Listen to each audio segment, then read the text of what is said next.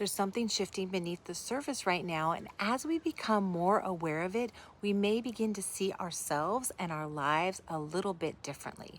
Hi, I'm Stephanie, and welcome to this week's collective energy reading for women in midlife. Each week, I tune into the collective energy we're moving through and use a symbolic card to help illuminate its themes. And together, we'll explore how this energy may be showing up in our lives, what it might be asking of us, and I'll leave you with a simple awareness practice to work with throughout the week. So let's see what wants our attention this week. This week is the Star card. A lot of the work we've been doing over the past few weeks here has been about bringing our attention and awareness to what's underneath the energetic layers that are rising up within us in this phase of life, right? And this is both true collectively and individually. As we begin to feel these energies move more deeply, see them more clearly, and really come to know and embody them, we start to become aware of something else. The effect our wisdom and our clarity and desires and ultimately our truth have on our reality that we're experiencing. And when I say that we create our reality, I don't mean that we're literally creating everything that happens in the world around us. We're not looking at a war or an act of abuse and saying, I created that. What I mean is that there is a reality we are experiencing through our own eyes. It's almost like a screen or a lens that we're looking through. Our thoughts, our beliefs, our opinions, our experiences, our desires and fears, all of these influence the way we filter and interpret the information coming at us. And as we become more aware of what's happening within us, that lens begins to change. We start to see differently. We respond differently. We make different choices. And that in turn changes the reality we are actually living. As within, so without. That's what this card is about. As above, so below. Our perspective and our awareness change our reality. So as we begin to become more aware, and this is what we've been doing here over the past few weeks, of the truths, the tones, the information that is becoming available to us underneath these layers, underneath the programs, the societal norms, the control, the rules that we've adapted to or adopted throughout our lives, we begin to see what is actually true for us. And this is especially powerful for women in midlife because this phase of life is a phase of obscurity.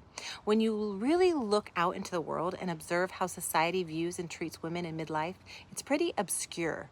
It's like people don't quite know what to do with us.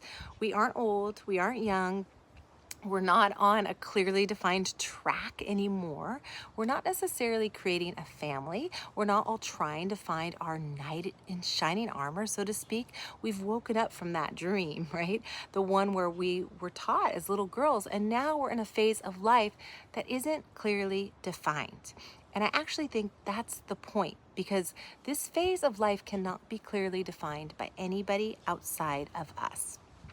So, as a collective, what this means is that we can begin to tune into that obscurity rather than trying to push it away or figure it out, right, with our minds. We can support one another in it, and we can create together by supporting our own individual selves, by expressing ourselves, moving ourselves, creating, exploring, becoming more aware, and maybe even allowing ourselves to say, I don't know. And that's okay. Can we embody the I don't know as a certainty for right now, as a confidence? Can we actually become certain in the knowing that we don't know? Because maybe not knowing isn't a lack of clarity. Maybe it's the space where our own clarity begins to emerge. It's okay to not know. I don't know, and I'm creating what I want to know. This is a time of collaboration between our hearts as individuals, our hearts as a collective, our connection to source, all that is out there, and the source that is within each and every one of us. This is where energy really becomes a point of importance for us.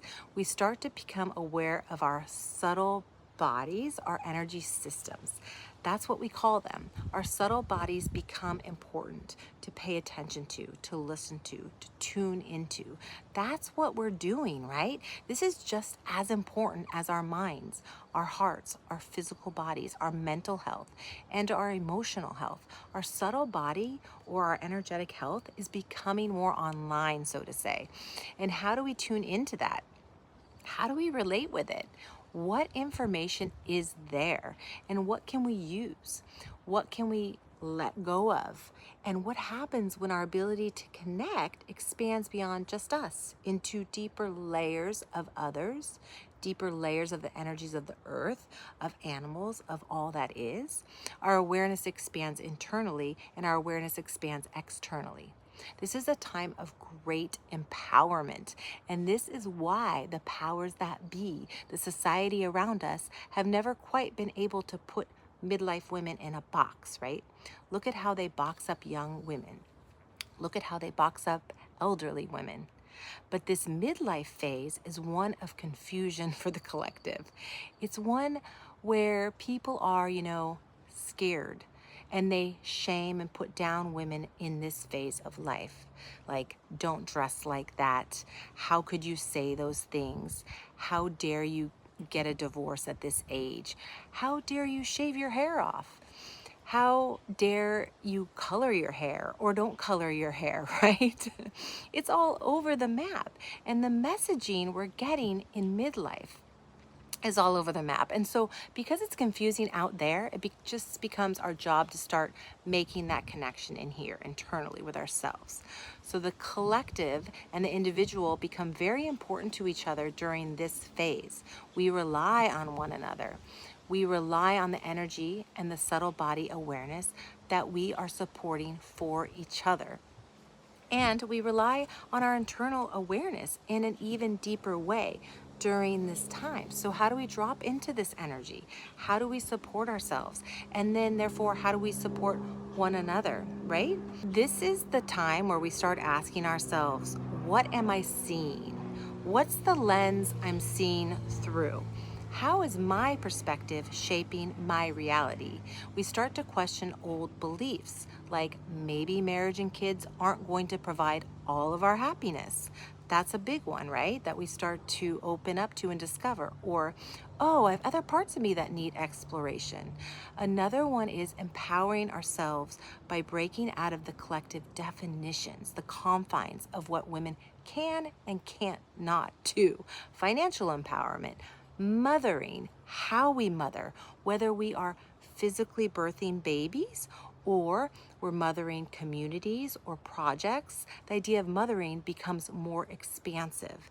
Mothering ourselves, mothering our friends, mothering our animals, mothering our community. And then there's how we talk about ourselves. I was always taught it's not okay to brag about yourself. Like, don't brag. Remember that word brag?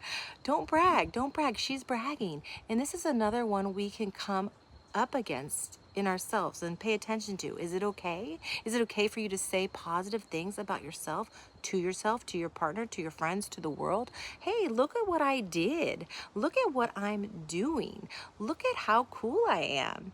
That doesn't take anything away from anybody else. You're allowed to talk about yourself, the things you're doing, and who you are in positive ways. So these are just all examples of how we can go against some of the ideas and confines and constructs that we've been taught to think about ourselves. And we start to become more aware of those things as we're thinking about them, paying attention to them, and walking through our day, and you're moving through your day. So you're thinking about yourself this way as you're in a practice of quieting your mind and slowing your breath down, or when you're walking through your day. So you start asking these questions. Where is my light in my life? Am I constraining myself in ways that don't feel true to me anymore? Where is my light being filtered through? What is it being filtered through? And these are screens, these are overlays. These are ways we have been taught to view ourselves and other women. We've been taught this. And these are kind of like talking points that we've learned to view ourselves through. And where can we start really seeing that in our daily lives and questioning that and bringing more awareness to that? And it's just for the awareness alone. The awareness alone starts to allow you to see it. Then you can start making space to see it more, to bring in more of who you are and begin dissolving these layers, right? As above, so below. As within, so without. With ourselves as individuals, but also with ourselves as a collective. Here we are doing it all together.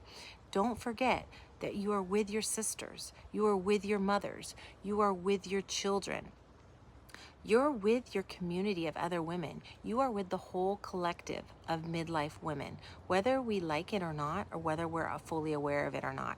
We are moving through this thick layer of evolutionary dissolve. These societal norms are dissolving right before our eyes, and we're participating in it. We're not just viewing it, we're participating in it. And that's why we're doing this reading every week. We're participating in it, everybody.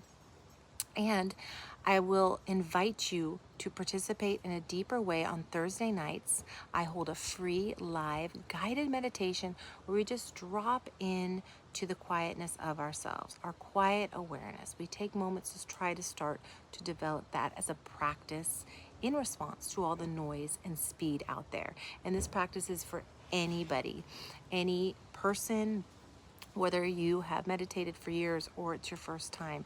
It's simple, it's not long, and I guide you through it. And it's a great way to start to work with some of these energies that we're talking about in these collective readings here. It's Thursday at 8:30 on YouTube live. And if you want more deeper connection, deeper support, or just having a conversation about where you're at, please email me directly at energyaligns23@gmail.com. You can find it below in the information here, or just visit my website. I'd love to hear from you. Or comment and tell me how these practices are going for you. I'm sending everybody lots of love and deep awareness. This is kind of a quick, speedy week, and I have a feeling that things aren't going to slow down. They are actually going to get quicker and faster. And so choosing a way to support yourself with one of these practices that we've been talking about throughout the weeks. Okay, I'll talk to you next week, everybody. Bye-bye.